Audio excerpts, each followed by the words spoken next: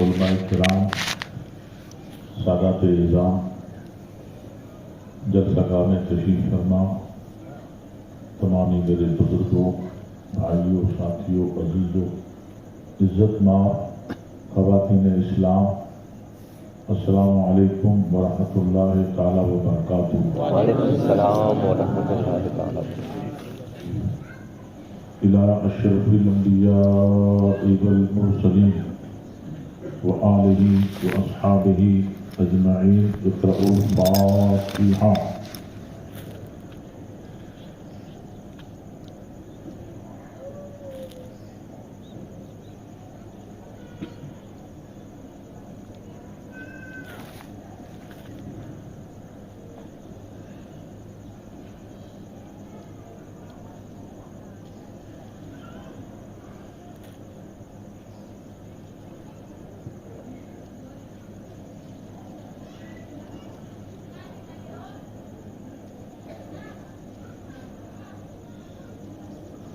قال الله تبارك وتعالى في شان حبيبه الكريم: إن الله وملائكته يصلون على النبي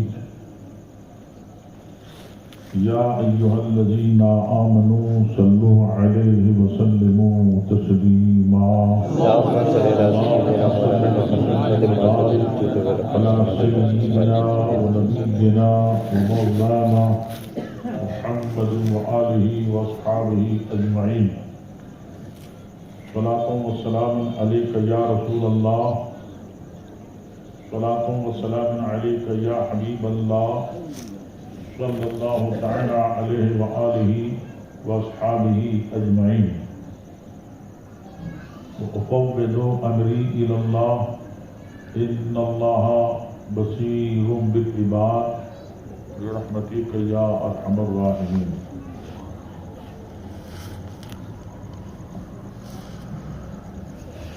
الحمد لله الذي أبدع الأفلاك والأراضين، والصلاة والسلام على سيد الأنبياء والمرسلين وعلى جميع الأنبياء والمرسلين وعلى خلفائه وأزواجه وأهل بيته وأولياء ملته وشهداء محبته،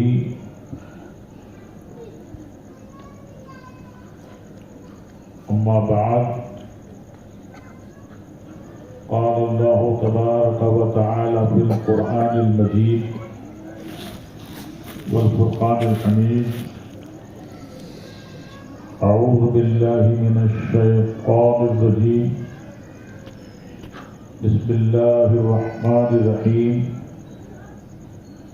وآخرين منهم لما يلحقوا بهم آمنت بالله صدق الله مولانا العظيم وبلغنا رسوله النبي الأمين الكريم ورؤوف الرحيم، ونحن على ما قال ربنا لمن الشاهدين والشاكرين والذاكرين والمطمئنين والموقنين، والحمد لله رب العالمين۔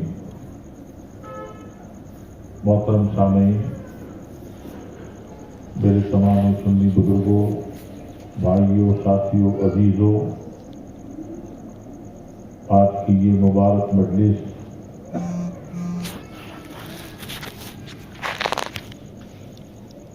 عقیدت مندوں، نیاز مندوں کی طرف سے بارگاہ حضرت امام اعظم ابو حنیفہ و حضور خواجہ معین الدین چشتی غریب نواز رضی اللہ تبارک و تعالی عنہما میں عقیدت و محبت کا ہدیہ پیش کرنے کے لیے منعقد کی گئی ہے، جس میں آپ نے الحمدللہ حاصل جلسہ تقاریر تو سماعت کر لی، 3 خطاب ہو گئے۔ حضرت مولانا صدیق برکاتی صاحب حضرت مولانا سلیمان برکاتی صاحب اور استاد العلماء حضرت مولانا مفتی احمد رضا صاحب قبلہ دامہ فیضہ کا ابھی ہم نے بصیرت افروز بڑا مدلل اور نہایت ہی ایمان افروز خطاب سماعت کیا. تھوڑی دیر کے لیے یہ ناچیز بھی حاضر آیا ہے، وقت زیادہ ہو گیا ہے، کوئی تفصیلی گفتگو کا موقع نہیں. تفصیلی گفتگو آپ نے الحمدللہ 3 کتاب بالخصوص حضرت مفتی صاحب کا کتاب نہایت ہی مدلل اور بڑا مبرہم کتاب ہے. اللہ تعالیٰ حضرت کی باتوں کو اور جلسہ میں جو کچھ خطابات ہوئے ان تمامی خطابات کی برکتوں کو، سعادتوں کو ہمارے اور آپ کے دلوں میں نقش فرما دے اور ہم اس پہ پورا اعتقاد رکھتے ہوئے عمل کرتے رہیں اور ہمیشہ اسی پر ہمارا اور آپ کا عمل رہے. تھوڑی دیر کے لیے آپ کی خدمت میں چند کلمات پیش کرنے کے ارادے سے خطبہ کے بعد سورہ جمعہ کی آیت پاک کا ایک حصہ تلاوت کرنے کا شرف حاصل کیا ہے. اس کا ایک سلیس ترجمہ اور اس کا مختصر مفہوم آپ کی خدمت میں عرض کروں گا انشاءاللہ.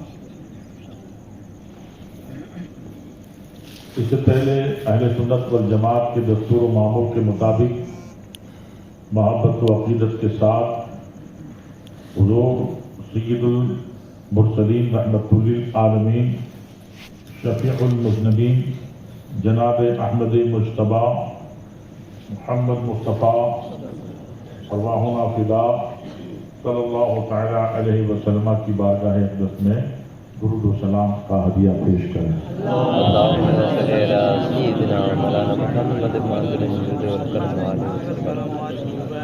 صلاۃ و سلام علیک یا رسول اللہ، صلاۃ و سلام علیک یا حبیب اللہ صلی اللہ تعالی علیہ وآلہ واصحابہ اجمعین. امام عشق و محبت، امام اہل سنت سیدی سرکار اعلیٰ حضرت محقق بریلوی علیہ الرحمۃ رضوان فرماتے ہیں، جنا بنے گی محبان 4 یار کی قبر، جنا بنے گی محبان 4 یار کی قبر، جو اپنے سینے میں یہ 4 باغ لے کے چلے. اور سلام میں آپ فرماتے ہیں، شافعی، مالک، احمد، امام حنیف. شافعی، مالک، احمد، امام حنیف، 4 باغ امامت کے لاکھوں سلام. 4 باغ امامت کے لاکھوں سلام. حضرات، یہ حقیقت تو آپ جانتے ہیں، عالم اسلام میں ہمارا اور آپ کا عقیدہ ہے اور یہ عقیدہ ضروریات دین سے ہے کہ ہمارے اور آپ کے آقا سید عالم صلی اللہ تعالی علیہ وسلم آخری نبی کی حیثیت سے اس خاکدان گیتی پر جلوہ بار ہوئے اور نبوت و رسالت آپ پر ختم کر دی گئی.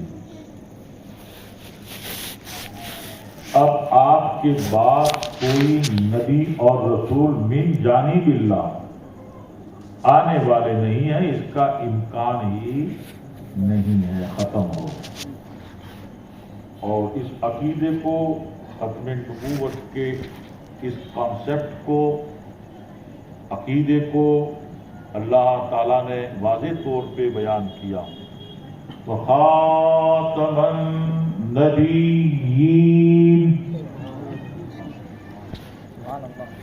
جس کا مفہوم و معنی یہ ہے کہ ہمارے آقا صلی اللہ تعالی علیہ وسلم آخری نبی ہیں اور نبوت و رسالت آپ پر تمام کر دی گئی، ختم کر دی گئی. آخری نبی اس معنی میں کہ آپ سب کے بعد ہیں. جتنے بھی رسولان اعظام و انبیاء کرام علیہم الصلاۃ و تسلیمات تشریف لائے اس زمین پر، ان سب کے بعد آخری نبی بالفعل باعتبار بعثت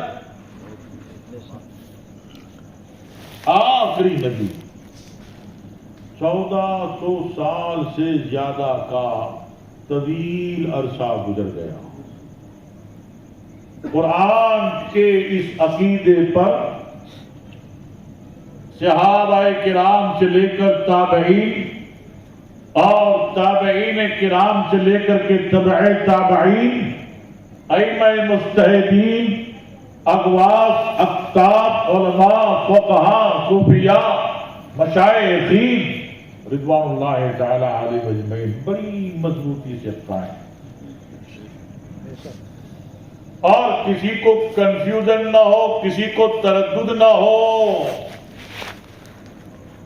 وخاتم النبیین کے حتمی اور قطعی عقیدے پر شبہ تک نہ ہو، اس کے ازالہ کے لیے ہمارے آقا صلی اللہ علیہ وسلم نے فرمایا کہ لا نبی بعدی، وضاحت کر دی. اور چند مقامات پر ہمارے آقا صلی اللہ علیہ وسلم نے ختم نبوت کے عقیدے کو بیان کیا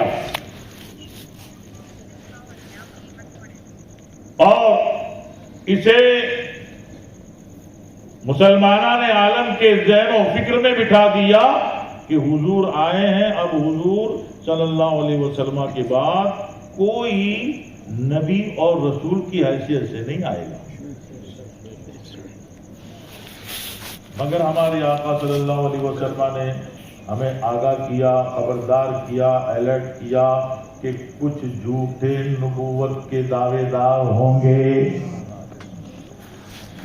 کذاب ہوں گے، دجال ہوں گے، اور وہ نبوت کا دعویٰ کریں گے، مگر خبردار تم ان کے فریب میں مت آنا. یہ بات بھی ظاہر ہو گئی کہ آخری نبی ہمارے آقا صلی اللہ تعالی علیہ وسلم. اب وہ تقدم و تاخر کا جال بنا کر کے قاسم نانوتوی نے بہت کوشش کی کہ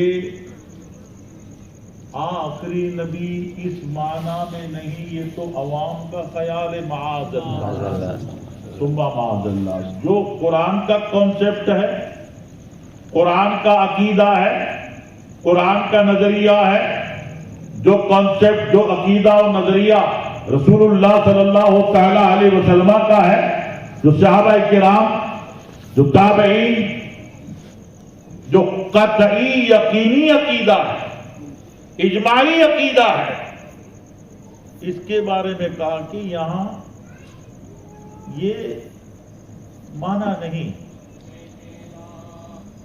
اس نے کہا، بہت عیاری سے کہا ہے، کچھ لفظ ایسے رکھے ہیں اس نے تاکہ اس کا بچاؤ ہو سکے. مگر انشاءاللہ اس کا بچاؤ نہیں ہوگا کہ ہمارے آقا صلی اللہ تعالی علیہ وسلم کے بعد بھی اگر کوئی نبی آئے تو ہمارے آقا کی خاتمیت پر کوئی فرق نہیں آئے گا. معاذ اللہ ثم معاذ اللہ. کسی نے ایسا سوچا نہیں نکالا, کسی نے اس طرح کی کوئی بات نہ سوچی, نہ لکھی, نہ بیان کی اور نہ کسی کو بتائی. اس نے آ کر کے دنیا میں ایک نیا شوشہ چھوڑا کہ آخری نبی کا معنی یہ ہے کہ اگر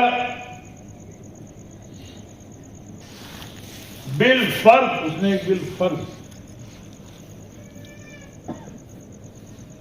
اب اس کو یہ جو فرض جو ہوتے ہیں اس کی کئی قسمیں آتی ہیں, لیکن بچاؤ کے لیے وہ کہہ سکتا ہے کہ یہ تو میں نے بالفرض کہا, لیکن تو نے کون سا فرض یہاں طے کیا ہے وہ خلاصہ کر.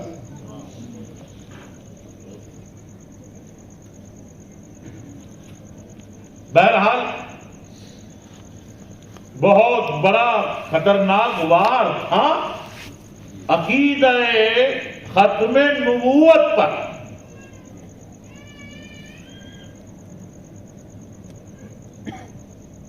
لیکن اعلیٰ حضرت امام اہل سنت مجدد اعظم دین و ملت علیہ رحمت و رضوان اس فتنے سے اور اس فتنہ کو پیدا کرنے والوں سے مکمل طور پر پنگا لینے کے لیے میدان میں اترا ہے. سبحان اللہ. اور امت مسلمہ کے صحیح سالم عقیدہ ایمانی دینی کا تحفظ کرنے کے لیے آپ حرمین شریفین جب جاتے ہیں حج بیت اللہ کے لیے, وہاں کے علماء, فقہاء, ائمہ, سادات, مشائخین اور جملہ ذمہ داران اہل سنت والجماعت کے سامنے وہابیوں کے یہ عقائد رکھتے ہیں. ایک عقیدہ خلیل احمد امبیٹوی جس کی تصدیق رشید احمد گنگوئی نے کی وہ رکھا.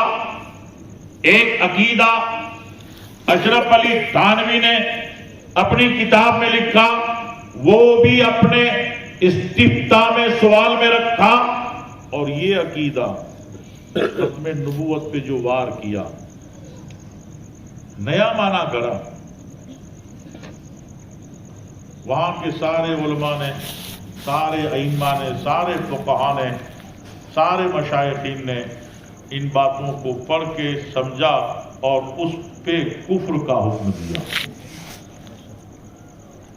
اور وہ حکم بھی ایسا محقق حکم,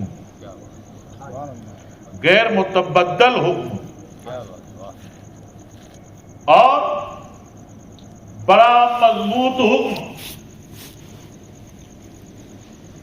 کہ یہ ساتھ میں تنبیہ بھی لگا دی, من شک فی عذابہم و کفرہم فقط کفر. یہ ایسے کافر ہیں, یہ ایسے مرتد ہیں کہ جو ان کی عبارات پر مطلع ہو کر, خبر پا کر مسلمان مانے, ارے ماننا تو درکنار, شک کرے ان کے کفر پر, ان کے عذاب پر, تو وہ بھی کافر ہو جائے گا. یہ احسان کیا حضور اعلیٰ حضرت رضی اللہ تعالیٰ عنہ, حسام الحرمین شریفین جیسی دولت عقائد کے تحفظ کے لیے عالم اسلام کو دے کر کے سبحان اللہ. آخری نبی ہے. اب کوئی نبی نہیں آئیں گے, کوئی رسول نہیں آئیں گے, لیکن اللہ تبارک و تعالی اپنے حبیب صلی اللہ تعالی علیہ وسلم کی امت میں علماء, فقہاء, محققین, مجتہدین, مجددین پیدا فرمائے گا اور مسلمانوں کے دین کا تحفظ, اسلام کی اشاعت, اسلام کا پرچار پرسار اور اسلام پہ ہونے والے طرح طرح کے حملوں سے بچایا جائے گا. اسلام کو, اسلام کے چمن کو اپنے قلم, اپنی صداقت, اپنے تقوی, اپنا فضل, اپنے صبر, اپنی محبت اور عشق مصطفیٰ صلی اللہ تعالی علیہ وسلم کی بنیاد پر چمنستان اسلام کو فروغ دیا جائے گا اور تحفظ کیا جائے گا. سبحان اللہ.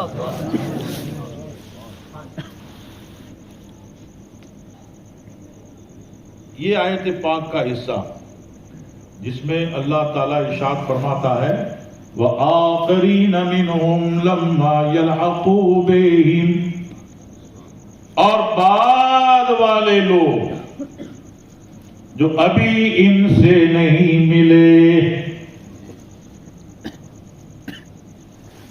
جب آیت نازل ہوئی صحابہ کرام کو سنایا گیا تو چونکہ ابہام ہے, پوشیدگی ہے, وضاحت طلب ہے, یا تو صحابہ سوال کر دیں اور اس کا جواب نبی عطا کر دیں تاکہ قیامت تک امت میں نہ سائل کا کوئی ثانی ملے نہ مجیب کا کوئی جواب ملے.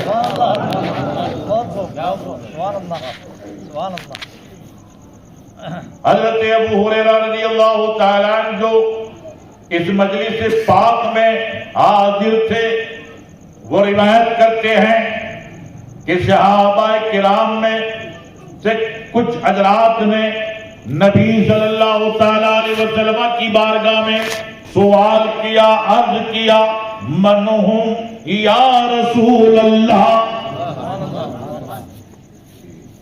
یہ بعد والے لوگ کون ہیں؟ چند مرتبہ سوال ہوا تو ہمارے آقا صلی اللہ تعالی علیہ وسلم جواب عطا فرماتے ہیں. حضرت ابو ہریرہ رضی اللہ تعالیٰ عنہ کہتے ہیں کہ جب آقا جواب دیتے ہیں اس موقع پر حضرت سلمان فارسی نبی صلی اللہ تعالیٰ علیہ وسلم کے نزدیک ہیں. آقا ان کے دوش پر, ان کے کاندھے پر اپنا دست کرم رکھتے ہیں اور فرماتے ہیں لو کان العلم عند الثریا, اور کچھ روایت میں ہے لو کان الدین عند الثریا, اور کچھ میں ہے لو کان الایمان عند الثریا لنالہ رجال من هؤلاء او قال رجل من هؤلاء کما قال صلی اللہ تعالی علیہ وسلم. زیادہ روایت میں علم آیا ہے مگر شارحین تطبیق دیتے ہیں کہ یہاں علم مانا علم دین, تو مفاد دین ہی کا حصول ہے اور دین کا حصول یہ ایمان ہے. متقارب المعنی ہے یہ کلمات. علم دین مراد لو تو بھی یہی, دین مراد لو تو یہی, ایمان مراد لو تو یہی. رجال من هؤلاء او قال رجل من هؤلاء,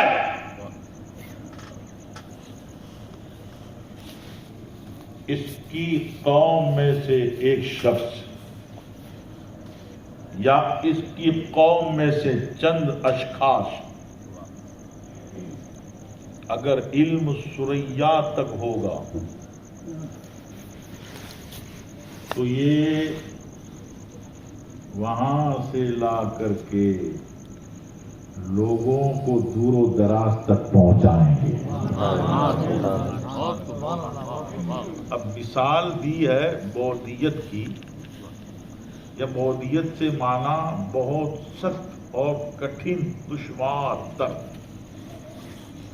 اگر ہمارے آقا صلی اللہ تعالی علیہ وسلم چاہتے تو روئے زمین کے کسی ملک جو دوری پہ واقع ہے اس کا ذکر کرتے، جیسے ایک جگہ ارشاد فرمایا اطلبوا العلم ولو کان بالصین، علم دین حاصل کرو اگرچہ تمہیں چائنا تک کا سفر کرنا پڑے۔ یہاں بھی مراد اتنا دور جانا پڑے تو اس قدر دوری کا سفر اختیار کر کے بھی علم دین سیکھو۔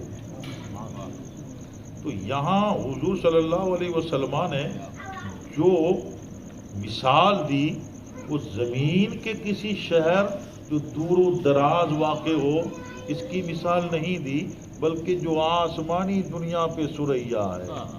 زمین کا سفر آسان ہے، آسمان کا سفر بہت مشکل ہے۔ اب آسمان کا سفر ایک معنی میں تو آسان ہے کہ ایک شہر سے دوسرے شہر جو فلائٹ چلتی ہے، مسافر اپنا سفر طے کرتے ہیں، تو یہ آسان ہے، مگر ثریا تک کی رسائی یہ سب نہیں کر سکتے۔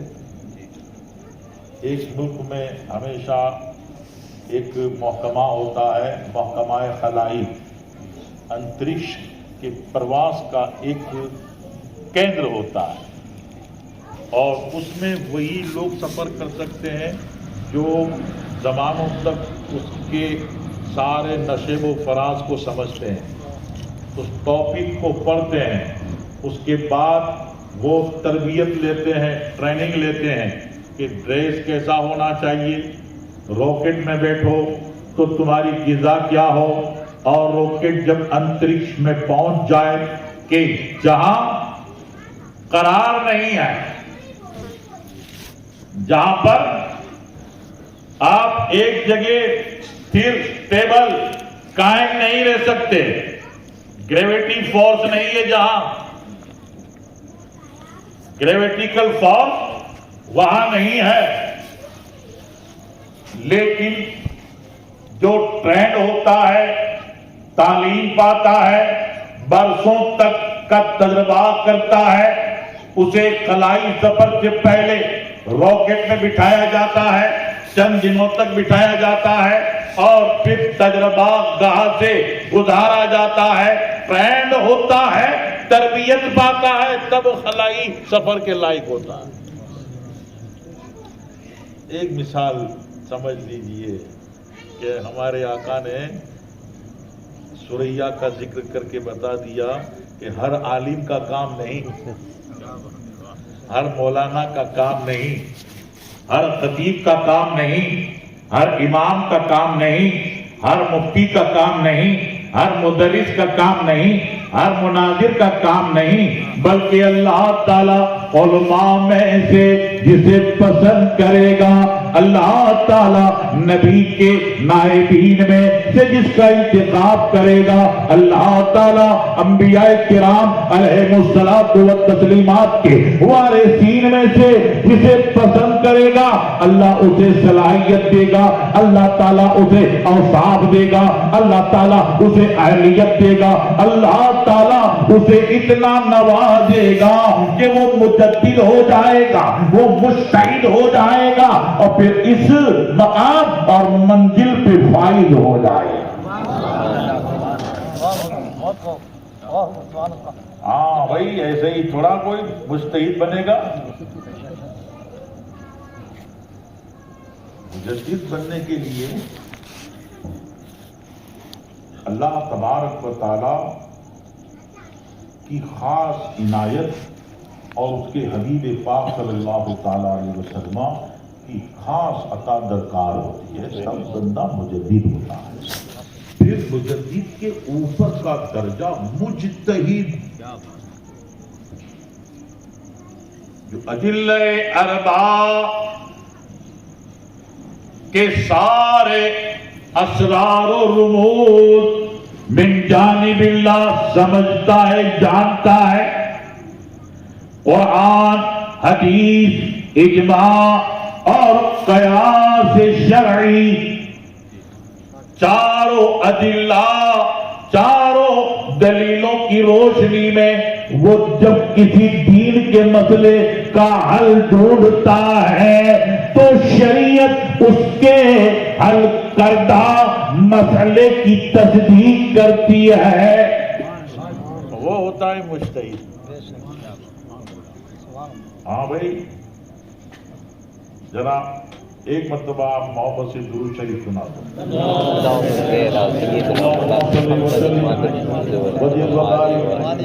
سیدنا ونبینا ومولانا محمد المعدن الجود والکرم وآلہ الکرام واصحابہ العظام، صلاۃ و سلام علیک یا رسول اللہ صلی اللہ تعالی علیہ وآلہ واصحابہ اجمعین۔ مجتہد ایسے کہ شاگردوں کی جماعت میں مجتہد، وہ شاگردوں کے شاگرد مجتہد۔ اسی لیے آپ کو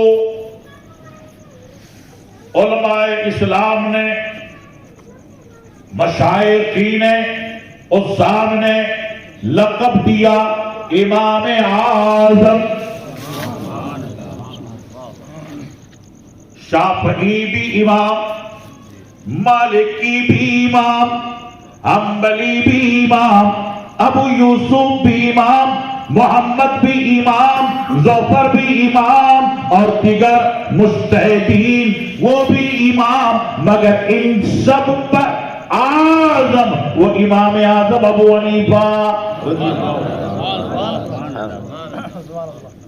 تو اعظم کیسے ہو گئے بھائی؟ وہ اللہ تعالیٰ نے ان کو اتنی لیاقت دی، اتنی صلاحیت دی، اور اپنے علم، اپنی تحقیق اور اپنے اجتہاد سے 1000 2000 نہیں، لاکھ 2 لاکھ نہیں، قریب 13 لاکھ مسائل کا استنباط کیا۔ احادیث میں تطبیق دینا، احادیث سے تفقہ کا تدوین کرنا، استنباط، اجتہاد کے بعد مسائل کو ترتیب دینا۔ بہت بھاری مسئلہ ہو، مثلا ایک حدیث میں آیا ہے کہ دجال حرمین شریفین میں داخل نہیں ہو پائے گا، نہ مکہ شریف میں داخل ہو پائے گا اور نہ مدینہ شریف میں داخل ہو پائے گا۔ مگر ایک اور حدیث میں آیا ہے کہ ہمارے آقا صلی اللہ علیہ وسلم فرماتے ہیں کہ میں نے خواب میں دیکھا کہ دجال کعبہ کا طواف کر رہا ہے۔ اب تعارض ہو گیا بھیا، ٹکراؤ ہو گیا۔ نبی کا خواب بھی وہی ہوتا ہے، ہاں، اور نبی کا خواب ہمارے جیسا خواب نہیں ہوتا۔ نبی جو فرماتے ہیں، خواب کی بات بھی فرماتے ہیں، وہ حقیقت سے تعلق رکھنے والی بات ہوتی ہے۔ وہی یہ مطلوب یا وہی یہ غیر مطلوب، دونوں میں سے کوئی وہی ہو۔ لیکن اب باتیں دو ہو گئی، دونوں حدیثیں، یہ بھی حدیث یہ بھی حدیث۔ اب اس طرح کی احادیث بظاہر جس میں آپس میں ٹکراؤ تعارض ہوتا ہے، اور مسلمان پڑھ لیتا ہے تو کنفیوز ہو جاتا ہے، وہ کچھ طے نہیں کر پاتا کہ کیا کیا جائے، اسے مانا جائے یا اسے مانا جائے۔ ایک کو مانتے ہیں تو ایک حدیث ترک ہوتی ہے، اسے مانتے ہیں تو دوسری ترک ہوتی ہے، کیا کیا جائے؟ یہ جو مشکل ترین مرحلہ آتا ہے اس کو مجتہد آسانی سے حل کرتے ہیں۔ امام اعظم ابو حنیفہ رضی اللہ تعالیٰ عنہ فرماتے ہیں دونوں حدیثیں صحیح ہیں۔ اب سب کے کان کھڑے ہو گئے، آنکھیں پڑ گئی، کیسے صحیح؟ اللہ اکبر۔ امام اعظم فرماتے ہیں سنو، دجال جب اپنے دجال ہونے کا اعلان نہیں کرے گا، جب تک وہ پوشیدہ رہے گا، چھپا رہے گا، اپنے آپ کو ڈکلیئر نہیں کرے گا، وہ حرم میں جا پائے گا۔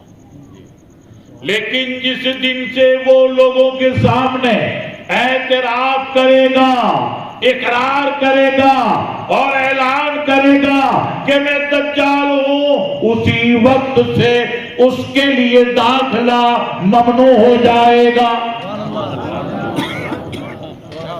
اللہ اکبر۔ اسرار اللہ۔ امام اعظم ابو حنیفہ رضی اللہ تبارک و تعالی حضرت جلال الدین سیوطی رحمۃ اللہ تعالی علیہ کے اجلہ تلامذہ، بڑے صفِ اول کے نامور شاگردوں کی ایک جماعت بیان کرتی ہے کہ ہمارے آقا صلی اللہ تعالی علیہ وسلم نے فرمایا کہ علم اگر ثریات تک ہوگا تو اس کی قوم کے کچھ لوگ، اب یہاں رجال یا رجول سے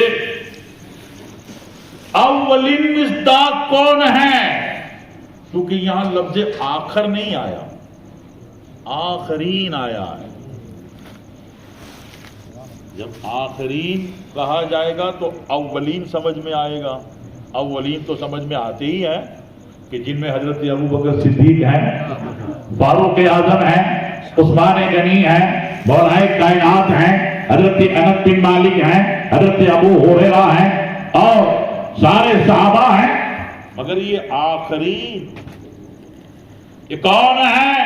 جو ابھی یعنی نزول آیت تک ان سے نہیں ملے، بعد میں ملنے والے، مگر سب نہیں، جو اولین مصداق ہے، جس کا ذکر امام سیدنا جلال الملت والدین جلال الدین سیوطی رضی اللہ تعالیٰ عنہ فرماتے ہیں کہ اولین مصداق یعنی آخرین میں جو سب سے پہلی ذات ہے، آخرین میں جو آخرین جو پوری ٹیم ہے، پوری جماعت ہے، اس کے جو سربراہ ہیں وہ حضرت امام اعظم ابو حنیفہ رضی اللہ تعالیٰ عنہ ہے۔ پھر یہ جماعت ہر دور میں، ہر زمانہ میں جب جب شریعت پر اعتراض ہوگا، لوگ اپنے بھی بیگانے بھی شریعت کو بگاڑنا چاہیں گے، بیگانے تو دشمنی میں بگاڑیں گے اور اپنے محبت میں بگاڑیں گے۔ ہاں یہی ہو رہا ہے نا اس زمانے میں۔ یہ ابھی مارے حرام میں وہ اعلان ہوا، اللہ ہاں کیسا اعلان ہوا؟ رافضیت اور شیعیت کو فروغ دینے والا اعلان، جو منہاجی پروفیسر ڈاکٹر طاہر منہاجی نے اپنی طرف سے ایک نیا نظریہ دیا، اس نظریے کو اس کے فالوور اور اس کی پیروی کرنے والے سبطین حیدر نے ابھی بطور اعلامیہ، اور اس میں 8ویں نمبر کا جو اعلامیہ ہے ویسے تو ایک ایک نمبر پہ ہر ایک نمبر پہ جو آیا ہے وہ سب قابل اعتراض ہے. اس میں توڑ موڑ کے فضیلت ابو بکر صدیق، افضلیت ابو بکر صدیق اور ابو بکر صدیق رضی اللہ تبارک و تعالیٰ عنہ کو جو انبیاء کرام و رسولان اعظام علیہم الصلاۃ و تسلیمات کے بعد اللہ تعالیٰ کی مخلوق میں جو اعلیٰ منصب ملا ہے اس کو انہوں نے عوام کا خیال لکھا ہے، عوام کے نزدیک. تو ہم آج کے اس امام اعظم اور غریب نواز رضی اللہ تعالیٰ عنہ کے مبارک جلسے میں سیدنا سرکار آل رسول احمدی رضی اللہ تعالیٰ عنہ کے آستانے کی بھیک اور اعلیٰ حضرت کے اعلیٰ حضرت کے پیر و مرشد سیدنا آل رسول احمدی مار حروی رضی اللہ تعالیٰ عنہ کی نظر کرم سے اعلان کرتے ہیں کہ یہ نظریہ مشائخین مار حرا مقدسہ کے سراسر خلاف ہے. یہ عقیدہ مار حرا کے تاجداروں کے سراسر خلاف ہے. جو نظریہ، جو عقیدہ اور جو کانسیپٹ اہل سنت والجماعت کا زمانوں سے چلا آ رہا ہے، مار حرا شریف نے اسی نظریہ اور اسی عقیدے اور اسی کانسیپٹ کو پوری دنیا میں عام کیا ہے، پھیلایا ہے. اب اگر کوئی شاہ ولی اللہ کے خاندان میں اسماعیل پیدا ہوتا ہے اور مار حرا میں کوئی ان کا مخالف پیدا ہوتا ہے، تو جس طرح اسماعیل کو جوتیوں کی نوک پہ اٹھایا ہے، اس طرح سے اسے بھی جوتیوں کی نوک پہ اٹھایا ہے. نعرہ تکبیر، نعرہ رسالت، مسلک اعلیٰ حضرت، حضور قاضی گجرات.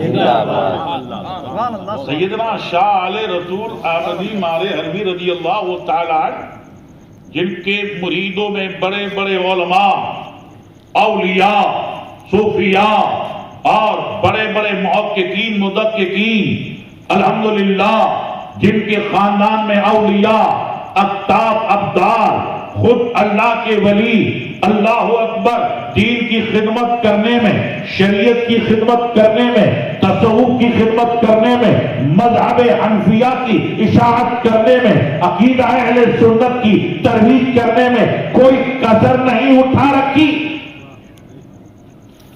مگر اعلیٰ حضرت کو جب بیعت کر لیتے ہیں تو راحت کا دم لیتے ہیں. سینکڑوں میٹر چل چل کر کے شجر سایہ دار کے نیچے بیٹھ کے راحت کا دم لیتا ہے. پیر و مرشد نے اعلیٰ حضرت کو بیٹھ کر کے راحت و سکون کا دم لے کے کہا، بہت بڑا بوجھ آج سر سے اتر گیا. کہتے ہیں کہ اب قیامت میں اگر اللہ مجھ سے پوچھ لے گا آل رسول دنیا سے کیا لائے ہو، تو آل رسول کے پاس دینے کی کوئی کمی نہیں تھی. بہت تحائف تھے، بڑے بڑے صوفیاء مرید تھے، بڑے بڑے ان پڑھ لوگوں کو پڑھا کر کے انہیں صالح بنایا، ولی بنایا، عالم بنایا، خدا تک پہنچایا، پیارے نبی تک پہنچایا، عبادتیں کی، ریاضتیں کی، کتابیں لکھی، بہت سارے تحائف تھے. مگر کیا کہتے ہیں، میں اعلیٰ حضرت کو پیش کر دوں گا. اور انہی کے پوتے سید المشائخ ابو الحسین احمد نوری رضی اللہ تعالیٰ خط لکھتے ہیں تو اعلیٰ حضرت کو لکھتے ہیں، چشم و چراغ خان وعدائے برکاتیہ. نہ چشم خالی لکھتے ہیں نہ چراغ لکھتے، ورنہ لوگ کہتے ہیں یہ تو فلاں خانقاہ کا چراغ ہے، چراغ خاندان ہے، یہ تو چشم لکھتے. مگر ان کی دور اندیشی دیکھیے، ان کا علم دیکھیے کہ اعلیٰ حضرت کو نہ فقط چراغ لکھا نہ چشم لکھا. چراغ بغیر چشم کے اور چشم بغیر چراغ کے ادھورے ہیں، وہ اعلیٰ حضرت ادھورے نہیں پورے ہیں۔ نہ چراغ کہا نہ چشم کہا، دونوں کہا چشم و چراغ۔ اب اگر کوئی ان کی تعلیم کے خلاف، ان کے مسلک مذہب کے خلاف، اپنے علم اور اپنی انگلش دانی اور اپنے منصب کے تکبر اور نخوت کی وجہ سے انکار یا مخالف ہوگا، انکار کرے گا، تو انشاءاللہ تعالی عظمت مار حرام میں کوئی فرق نہیں آئے گا، اس کی عزت، اس کی وقت ختم ہو جائے گی اور یہ ذلت اور رسوائی کے حوالے ہو جائے گا۔ اللہ اکبر حضرات۔ تو آخرین میں حضور غوث پاک بھی ہیں، حضور غریب نواز بھی ہیں، امام احمد ربانی مجدد الفسانی بھی ہیں، وآخرین میں شافعی بھی ہے، مالکی بھی ہے، حنبلی بھی ہے، وآخرین میں 14ویں صدی کے مجدد اعلیٰ حضرت بھی ہیں۔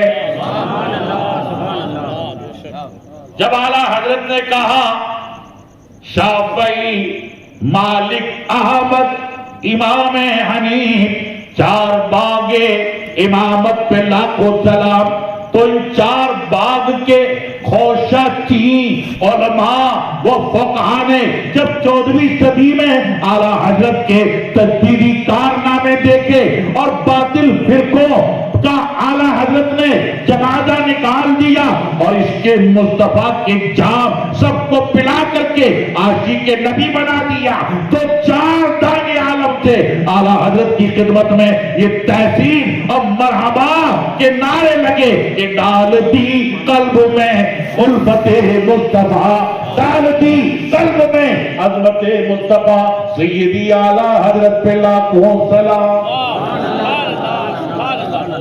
دعا کرے، بہت زیادہ وقت ہو گیا۔ اللہ تبارک و تعالی اس مبارک مجلس کو شرف قبول عطا فرمائے، اور جو کمیٹی ہے، کیا نام ہے، قمر رضا کمیٹی، ماشاءاللہ، اللہ تعالیٰ اس کمیٹی کے ممبران کو اور جو بزرگ بھائی، بچے، مائیں، بہنیں آئیں، اللہ تعالیٰ سب کی شرکت کو قبول فرمائے۔ علماء کرام، سادات ذوی الاحترام، ائمہ مساجد، فقہاء، علماء جلوہ بار ہوئے، اللہ تعالیٰ سب کی شرکت کو شرف قبول عطا فرمائے۔ اور جو کچھ ان حضرات نے کہا، بالخصوص حضور مفتی صاحب، مفتی احمد رضا صاحب قبلہ دامہ فیض نے فرمایا، ان کے کہنے کے طفیل اللہ ہم جیسے حقیر فقیر کے کہنے کو بھی اللہ شرف قبول عطا فرمائے، اور اللہ تبارک و تعالیٰ ترکستان کے پریشان حال لوگوں کی مدد فرمائے، اور شام، اردن اور لبنان اور القدس کے مسلمانوں کی اللہ مدد فرمائے۔ جو زخمی ہیں اللہ انہیں زود تر شفاء کاملہ دے، اور جو بے گھر بار ہے اللہ ان کو گھر بار عطا فرمائے۔ ہندوستان میں بھی سلطان الہند عطائے رسول سرکار خواجہ معین الدین چشتی اجمیری رضی اللہ تعالیٰ عنہ کے شرکے میں فرعونی طاقت کا گلا اللہ گھونٹ کے رکھ دے، نمرود بن کر کے مسلمانوں کو آئے دن نئی دھمکی دے کر کے زندہ جلانے کی جو قاتلانہ ظالمانہ حرکت کر رہے ہیں، اللہ تعالیٰ ان پر بھی عذاب کی بجلیاں اتار اور مسلمانوں کی حفاظت فرمائے، مسلمانوں کی بستیوں، مسلمانوں کے مدارات، مسلمانوں کے قبرستان، مسجد، اوقاف، دکان، کاروبار، روزگار، مسلمانوں کی عزت، مسلمانوں کا دین، مسلمانوں کی جان اللہ تعالیٰ محفوظ رکھے، سلامت رکھے۔ جب تک رہیں ہم آپ مسلک اعلیٰ حضرت پہ رہیں، غوث و خواجہ کے سچے غلام بن کے رہیں، امام اعظم ابو حنیفہ کے سچے مقلد بن کے رہیں، حسن و حسین کی چوکھٹ کے بھکاری بن کے رہیں، خلفائے راشدین کے سوالی بن کے رہیں، اور کل سر حشر بھی حسنین کریمین کے نانا صلی اللہ علیہ وسلم کی اللہ ہم گنہگاروں کو شفاعت عطا۔ کہنے میں اس حقیر فقیر سے جانے انجانے کہیں کوئی کلمہ، کوئی لفظ خلاف شرع سرزد ہوا ہو، صادر ہوا ہو، تو میں رجوع کرتا ہوں، توبہ کرتا ہوں، استغفر اللہ و اتوب الیہ، لا الہ الا اللہ۔